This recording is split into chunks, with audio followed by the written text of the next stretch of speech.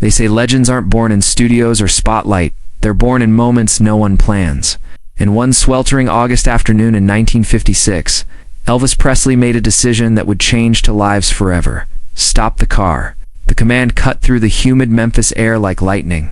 Elvis was already 30 minutes late for his son's studio session. But what he saw outside his pink Cadillac made him forget the ticking clock. On a dusty corner of Beale Street, a barefoot boy stood with a cracked guitar and a harmonica tied around his neck with kitchen string. He couldn't have been more than 12, but the sound coming from that child's lungs could have shaken the heavens. His name was Tommy Ray Johnson, and in that voice Elvis heard something he hadn't felt in years: pure soul. Tommy Ray, sang like he was fighting the world and praying at the same time.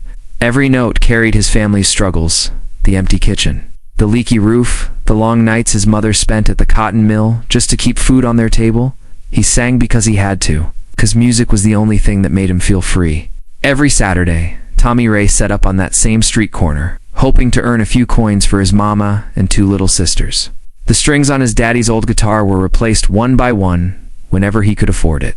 And though the world around him looked small and gray, the moment he started singing, color poured back into it. That day the heat shimmered on the pavement, and as he played the first chords of That's All Right, the street began to change. Field workers stopped. Church ladies froze mid-stride. Even children chasing each other paused to listen. Within minutes, a full circle had formed around him, but Tommy Ray didn't see them. He was lost in the music, eyes closed, heart open, every breath a prayer. 6 blocks away, stuck in traffic, Elvis leaned forward in the Cadillac. He heard, it's the unmistakable rhythm of his own song, but sung with a fire that sent chills down his spine. "Scotty, what's that sound?" "Looks like a kid, sir." "Street singer." Elvis squinted through the windshield. The crowd ahead shimmered in the sun, gathered around something or someone. "I need to hear this up close," he said softly. Colonel Parker tried to protest. "Elvis, we're late." "Sam Phillips is waiting," but Elvis just smiled. "Sometimes, Colonel, the good Lord tells you to be late." When Elvis stepped out, heads began to turn. But he didn't care about the whispers or the cameras.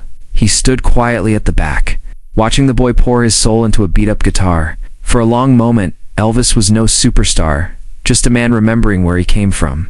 The hunger, the dream, the same fire that once burned in his own heart. As the song reached its final chorus, Tommy Ray hit the hardest run of his life. His voice cracked slightly, but he held the note like it was holding him back from falling. The crowd erupted, and that's when the boy finally saw him, Elvis Presley. Standing right there, the color drained from Tommy Ray's face. His hands trembled. He whispered, "Sweet Jesus, this can't be real." Elvis stepped forward, removing his sunglasses. The crowd went silent. "That was incredible, son," he said with that warm Memphis drawl. "Where in the world did you learn to sing like that?" Tommy Ray stuttered.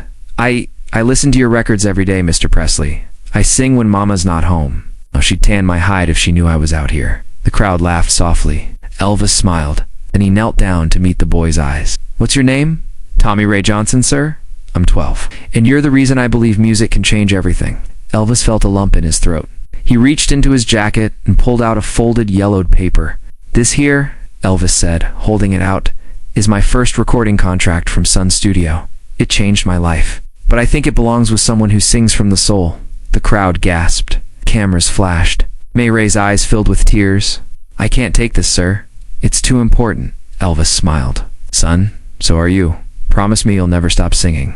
Then, with a spark of mischief, Elvis added, "Tell you what, why don't we give these folks a little show together?" The street exploded with cheers. Scotty Moore brought out a guitar, and the two stood side by side, the king of rock and roll and a barefoot boy from the wrong side of Memphis. They began with Hound Dog. Elvis led the rhythm. Tommy Ray followed, fearless now, his voice blending perfectly. For 4 minutes, the world forgot who was famous and who was poor. It was just two souls singing about freedom, joy, life itself. When the last chord echoed off the brick walls, the crowd roared. People were crying. Strangers were hugging. Elvis put his arm around Tommy Ray's shoulder and spoke to the crowd. "Remember this name, Tommy Ray Johnson. You're going to hear it again." 5 years later, his words came true. Tommy Ray Johnson stood on the stage of the Grand Ole Opry, performing for thousands. Elvis had kept his promise, arranging lessons, scholarships, and a home for Tommy Ray's family. His mama finally left the cotton mill. His sisters had beds of their own.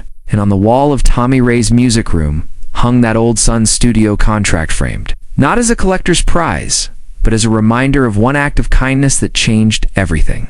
Every year, Tommy Ray returns to Beale Street, not as a performer for coins, but as a teacher for kids who remind him of himself. He tells them the same thing Elvis told him that day. Sing from your heart.